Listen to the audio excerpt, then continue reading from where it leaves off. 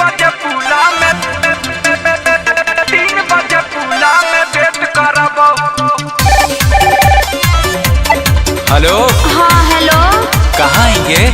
घरे ही की बोल ना। अरे आज तोरा से मिले के बहुत मन कर रहा है। अरे आज हम नहीं मिल पाबो।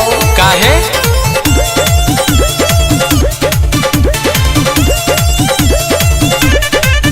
कैसे मिले आयो लागो बड़ी डरबा, मम्मी हमारा पर रख नजरबा। देख बहाना मत कर।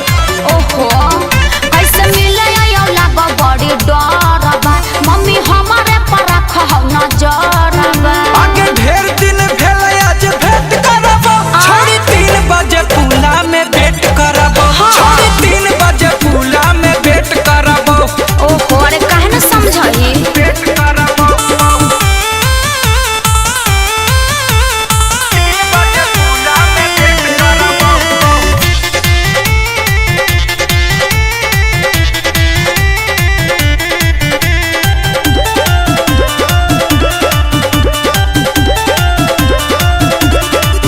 हेगे मिले नहीं आई आई जइबो घर गे। तोर मम्मी पापा से नहीं हो हमरा डर गे।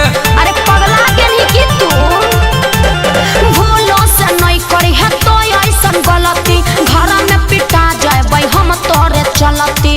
हम कुछ नहीं जानो। तोरा कैसे समझियो हमर यारबा, हेरे जान जते गौआ जबरबा। आगे मिले के समय हम सेट करबो। छोड़ी 3 बजे पुला में वेट करबो। छोड़ी 3 बजे पुला में वेट करबो।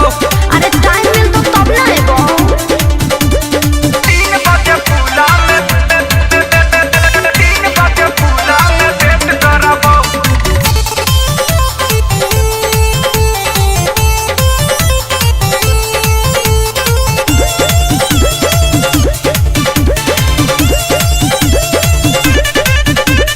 बतिया नहीं मन में त मर जेबो हम गे।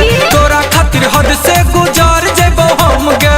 ओहो कहला ऐसे करही, जिद जब करही त कैसे करियो माना, ओए बहु जरूर मिले कोनो बहाना। अरे ये तो हम चाहो